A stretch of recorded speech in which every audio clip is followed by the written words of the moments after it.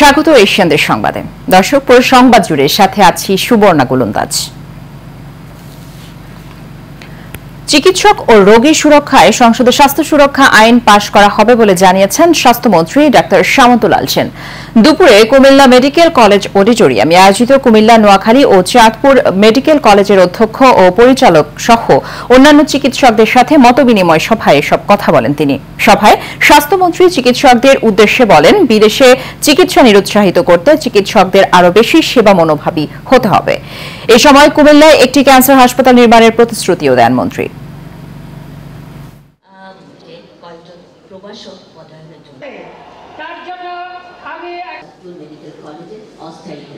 আমি চিকিৎসকদের সুরক্ষা অবশ্যই দিব, সাথে সাথে আমি রোগীদের সুরক্ষা ব্যাপারেও আমি কাজ করব। রোগীদের সুরক্ষা আমাকে দেখতে হবে, কারণ আমি কিন্তু মন্ত্রী, যেরকম চিকিৎসকদেরও মন্ত্রী, আমি রোগীদেরও মন্ত্রী।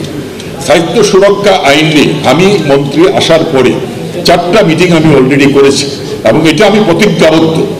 এইটা আমি যেভাবেই হোক আমি এটা সংসদে পাস করব।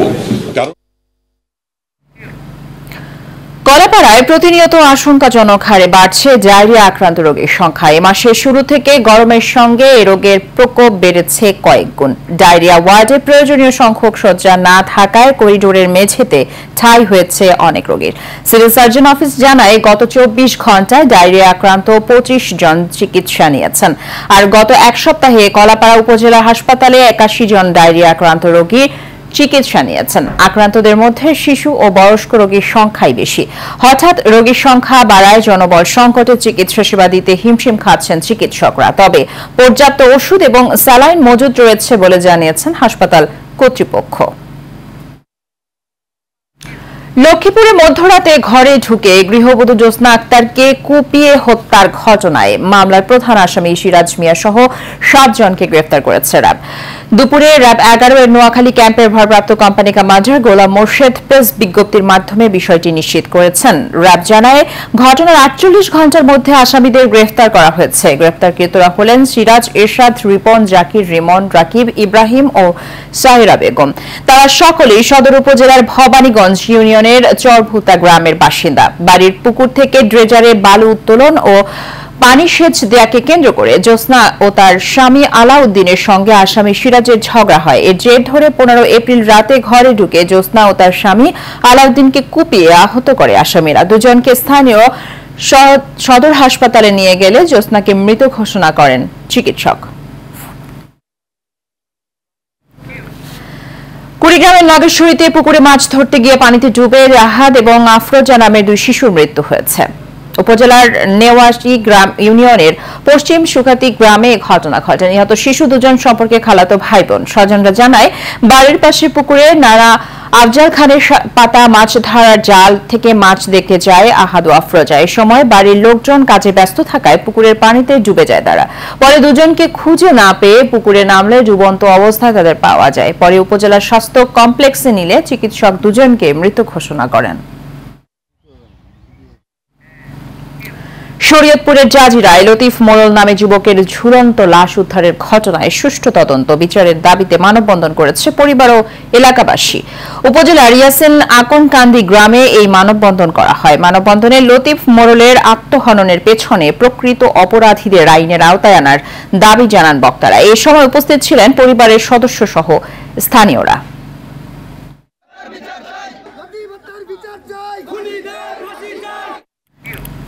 টাঙ্গাইলের ব্যবসায়ীকে ঝামেলাকে কেন্দ্র করে মোখলেসুর রহমান নামক একজনকে কুপিয়ে আহত করেছে অপরপক্ষের লোকজন। এই ঘটনায় আহত মোখলেসুরকে উদ্ধার করে জেলা সদর হাসপাতালে ভর্তি করা হয়েছে। প্রতিনিধি শফিকুজ্জামান খান মোস্তফার পাঠানো তথ্য ও ছবিতে বিস্তারিত জানাচ্ছেন রাশেদ আকন। গেল রবিবার বিকেলে টাঙ্গাইল সদরের রাবনা নোয়াপাড়া গ্রামে ইট ভাটা ব্যবসা নিয়ে বিরোধের জেরে মোখলেসুর রহমানকে কুপিয়ে জখম করে প্রতিপক্ষ মামুন সহ কয়েকজন। ভুক্তভোগীদের অভিযোগ, মোখলেসুর রহমানের সাথে দুয়াবাড়ি এলাকার মামুন মিয়ার ইট ভাটা নিয়ে দীর্ঘদিন থেকে বিরোধ চলে আসছিল। এরই জেরে মোখলেসুর রহমানকে মামুন সহ অজ্ঞাত কয়েকজন লাঠি ও দেশীয় অস্ত্র দিয়ে কুপিয়ে পালিয়ে যায়। পরে তাকে উদ্ধার করে জেলা সদর হাসপাতালে ভর্তি করে স্থানীয়রা। বাতিজা হলো, এটা হলো কিছু করে খায় না, ওর ওই হিসাব রক্ষকে আমি রাখি। আর আনিস হইলো উনি হইলো আমার ম্যানেজার। তো এই হিসাব চাইতে গেলে বা এগুলো করতে গেলে ও আমার সাথে এই একটু ঝগড়া বিবাদের সৃষ্টি করে। বা ওর মামার নাম হলো মামুন, ওই মামুনটা দিয়ে আমারে ওরা আঘাত করাইছে পিছনে থেকে। আমি রাস্তাতে হাইটে যেতেছিলাম, বাটা রাস্তা দিয়ে চাইতে সময় পিছন দিকে আঘাত করছি। পরে শুনছি আমি যে এলো মাথা ফাটাইছে। পরে আমি পিছু গেছিলাম, যাই হাসপাতাল নিয়ে গেছি। তো বিচার চাই, আমি সূক্ষ্ম বিচার চাই। এই ঘটনায় মামলা করা হলে প্রধান আসামি মামুনকে গ্রেপ্তার করে আদালতের মাধ্যমে কারাগারে পাঠিয়েছে পুলিশ। Rashed Akun, Asian television. গোপালগঞ্জের টুঙ্গিপাড়া জাতির পিতা বঙ্গবন্ধু শেখ মুজিবুর রহমানের সমাধিতে শ্রদ্ধা জানিয়েছেন বাংলাদেশ পরমাণু শক্তি কমিশনের চেয়ারম্যান ডক্টর মোহাম্মদ শওকত আকবর। সকালে টুঙ্গিপাড়া পৌঁছে জাতির পিতা বঙ্গবন্ধু শেখ মুজিবুর রহমানের সমাধিসৌধের বেদিতে পুষ্পস্তবক অর্পণ করে শ্রদ্ধা জানান তিনি। এ সময় রূপপুর পারমাণবিক বিদ্যুৎ কেন্দ্রের নির্মাণ প্রকল্প পরিচালক ডক্টর মোহাম্মদ জাহিদুল হাসান, সদস্য ডক্টর মোহাম্মদ মুজিবুর রহমান, টুঙ্গিপাড়া উপজেলা নির্বাহী অফিসার মোহাম্মদ মইনুল হক সহ অন্যান্য ঊর্ধ্বতন কর্মকর্তারা উপস্থিত ছিলেন। প্রাণী সম্পদে ভোরবদেশ গর্ব স্মার্ট বাংলাদেশ এই স্লোগানে সারা দেশে নানা আয়োজনে প্রাণী সম্পদ সেবা সপ্তাহ ও প্রাণী সম্পদ প্রদর্শনীর মেলা হয়েছে।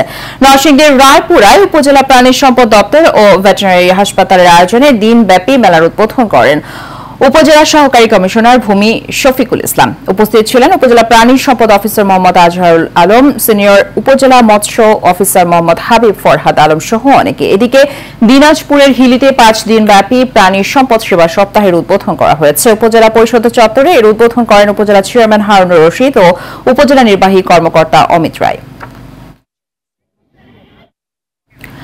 রংপুরের পীরগাছায় প্রাণী সম্পদ সেবা সপ্তাহ প্রদর্শনী মেলার উদ্বোধন করা হয়েছে। উপজেলা প্রাণী সম্পদ অধিদপ্তরের আয়োজনে প্রাণী সম্পদ সেবা সপ্তাহ ও প্রদর্শনী উদ্বোধনী অনুষ্ঠান পীরগাছা জেএন উচ্চ বিদ্যালয় মাঠে অনুষ্ঠিত হয়। উপজেলা নির্বাহী কর্মকর্তা নাজমুল হক সুমনের সভাপতিত্বে প্রাণী সম্পদ কর্মকর্তা তৌহিদুর ইসলামের সঞ্চালনায় প্রধান অতিথি ছিলেন জেলা প্রাণী সম্পদ training officer doctor Mohammad Mustafizur Rahman.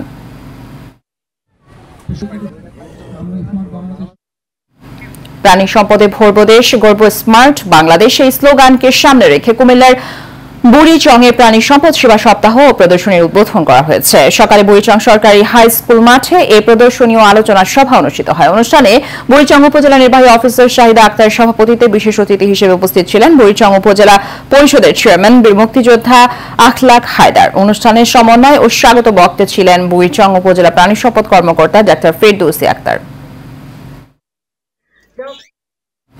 প্রাণী সম্পদে ভোরবদেশ গর্ব স্মার্ট বাংলাদেশের প্রতিপাদ্যে ময়মনসিংহের ভালুকায় দিনব্যাপী প্রাণী সম্পদ প্রদর্শনী অনুষ্ঠিত হয়েছে। সকালে উপজেলার প্রাণী সম্পদ অফিস মাঠে এই প্রদর্শনীর আয়োজন করে উপজেলা প্রশাসন ও উপজেলা প্রাণী সম্পদ দপ্তর ও ভেটেরিনারি হাসপাতাল। উদ্বোধনী অনুষ্ঠানে উপজেলা নির্বাহী কর্মকর্তার সভাপতিত্বে প্রধান অতিথি হিসেবে বক্তব্য রাখেন সংসদ সদস্য আলহাজ M A Wahed, vice chairman Rafiqul Islam Pintu সহ অনেকে এই সময় উপস্থিত ছিলেন।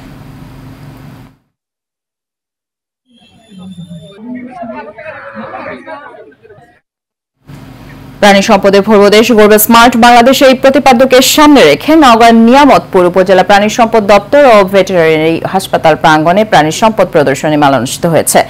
উপজেলা নির্বাহী কর্মকর্তা ইমতিয়াজ মোর্শেদের সভাপতিত্বে ভার্চুয়ালি এই প্রধান অতিথি হিসেবে বক্তব্য রাখেন খাদ্যমন্ত্রী বীর মুক্তিযোদ্ধা সাধন চন্দ্র মজুমদার। এছাড়াও স্বাগত বক্তব্য রাখেন উপজেলা প্রাণী সম্পদ কর্মকর্তা ডাক্তার মোহাম্মদ আব্দুল লতিফ। উপস্থিত ছিলেন নিয়ামতপুর থানা ভারপ্রাপ্ত কর্মকর্তা মাইদুল ইসলাম সহ অনেকে।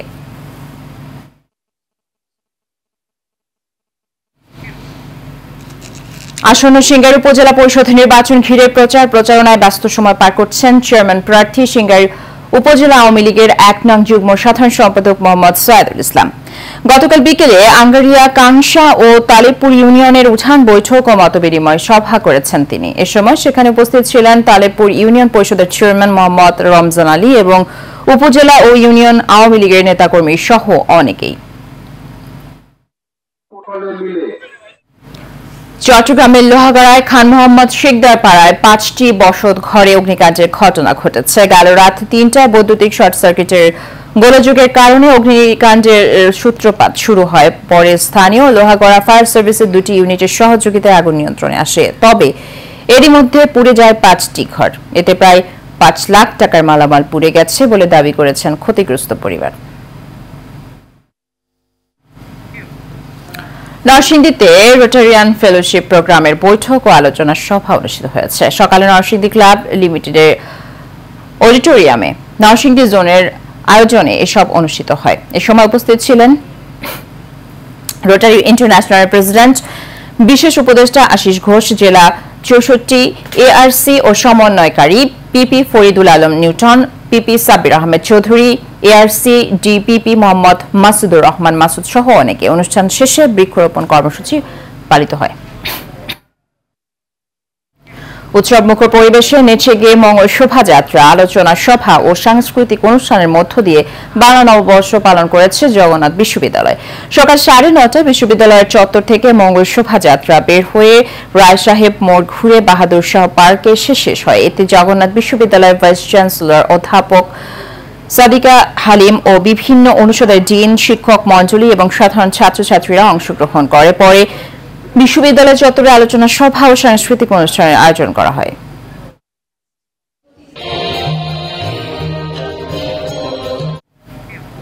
ব্রাহ্মণবাড়িয়া সরাইলে সংবাদ সংগ্রহ করার সাংবাদিককে হত্যা মামলার প্রধান আসামি করা হয়েছে। ঘটনায় ক্ষুব্ধ স্থানীয় সংবাদকর্মীরা বিক্ষোভ করেছেন। স্থানীয় সাংবাদিক নেতারা জানান, উপজেলার শাহজাদপুর গ্রামে ধান কাটা নিয়ে সংঘর্ষে এক ব্যক্তির মৃত্যু হয়। সংঘর্ষেই সেই সংবাদ সংগ্রহ করায় এই ঘটনা দায়ের করা হত্যা মামলার প্রধান আসামি করা হয়েছে এশিয়ান টেলিভিশনের সরাইল প্রতিনিধি মোহাম্মদ আল মামুন খানকে। এছাড়া ঘটনার সময় ঢাকা কর্মস্থল থেকেও আসামি হয়েছেন সিআইডিতে কর্মরত শিব্বির আহমেদ ও ইঞ্জিনিয়ার বাজিদ সরকার। এই মামলার উদ্দেশ্য প্রণোদিত এবং ষড়যন্ত্রমূলক মামলা দ্রুত প্রত্যাহারের দাবি জানিয়েছেন সাংবাদিক নেতারা। গত 13 এপ্রিল দুটি পক্ষের সংঘর্ষে পুলিশ সদস্য সহ অর্ধশতাধিক নারী পুরুষ আহত হয়েছেন। এই ঘটনায় 3 শতাধিক অজ্ঞাতনামাদের আসামি করে পুলিশ আরেকটি মামলা করেছে।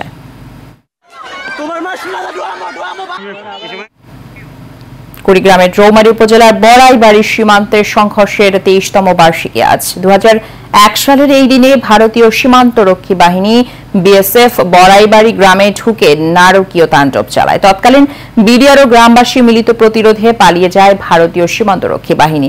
নিহত হন বাংলাদেশের 3 বিডিআর সদস্য ও ভারতীয় 16 বিএসএফ সদস্য।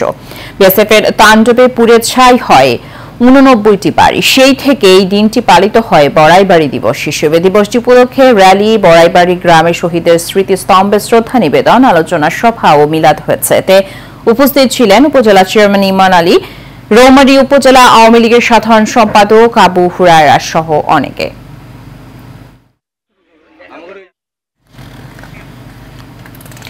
প্রাণী সম্পদের পূর্বদেশ গড়বে স্মার্ট বাংলাদেশ, এই প্রতিপাদ্যে ময়মনসিংহে দিনব্যাপী প্রাণী সম্পদ প্রদর্শনী হয়েছে। সকালে ভালুকা উপজেলা প্রাণী সম্পদ অফিস চত্বরে এর আয়োজন করা হয়। পরে এক সভায় বক্তব্য রাখেন সংসদ সদস্য মোহাম্মদ আব্দুল ওয়াহিদ। এ সময় উপস্থিত ছিলেন উপজেলা নির্বাহী কর্মকর্তা আদিনুর খান, ভাইস চেয়ারম্যান রফিকুল ইসলাম পিন্টু, উপজেলা প্রাণী সম্পদ কর্মকর্তা মতিউর রহমান সহ অনেকে।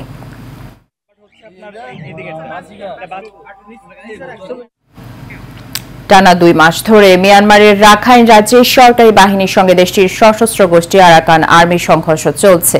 এতে গোলাগুলি ও গ্রেনেড বিস্ফোরণের শব্দে এখনো কেঁপে উঠছে বান্দরবনের নয়খংছড়ি ও কক্সবাজার উখিয়া টেকনাফের সীমান্তের বিভিন্ন এলাকা।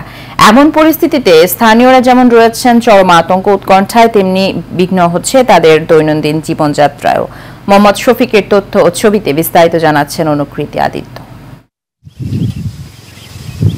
মিয়ানমারের বিস্ফোরণের বিকট শব্দে এখনও কেঁপে উঠছে টেকনাফের সেন্ট মার্টিন দ্বীপ, সাবরাং, টেকনাফ পৌরসভা, হিল্লা ও হোয়াইক্যাং সীমান্তের অন্তত 13টি গ্রাম। এমন পরিস্থিতিতে আবারও বান্দরবনের নাইক্ষ্যংছড়ি ও উখিয়া সীমান্ত দিয়ে পালিয়ে এসেছেন মিয়ানমারের আরও 47 জন সেনা ও বিজিপি সদস্য। অন্যদিকে মিয়ানমারের এই অভ্যন্তরীণ সমস্যার কারণে উখিয়া, টেকনাফ ও নাইক্ষ্যংছড়ি সীমান্ত এলাকায় আতঙ্ক ছড়িয়ে পড়েছে। অনেক মায়ানমারের লোকজন এখানে পার হচ্ছে, গোলাগুলি শোনা যাচ্ছে। আমরা এখন আতঙ্কে আছি। কোন সময় কি ঘটনাটা ঘটে যায় মানে কোনো নিরাপদ নাই আমাদের। তবে এই পরিস্থিতিতে বিজিবির পক্ষ থেকে সীমান্তে বিজিবির টহল ও তৎপরতা আরও বৃদ্ধি করার দাবি স্থানীয়দের। মানুষের দৈনন্দিন যে কাজকর্ম আছে এটার উপর অনেক প্রভাব পড়ছে। বিজিবিকে অবশ্যই আরও কঠোর এবং কঠোরভাবে এটা দমন করতে হবে। টানা 2 মাস ধরে মিয়ানমারের রাখাইন রাজ্যে সরকারি বাহিনীর সঙ্গে সংঘাতে জড়িয়েছে দেশটির সশস্ত্র গোষ্ঠী Arakan army. অনুকৃতি Aditya, Asian television. Asian দেশ সংবাদ এ পর্যন্তই। আমাদের পরবর্তী সংবাদ দেখার আমন্ত্রণ রইল। ধন্যবাদ সাথে থাকার জন্য।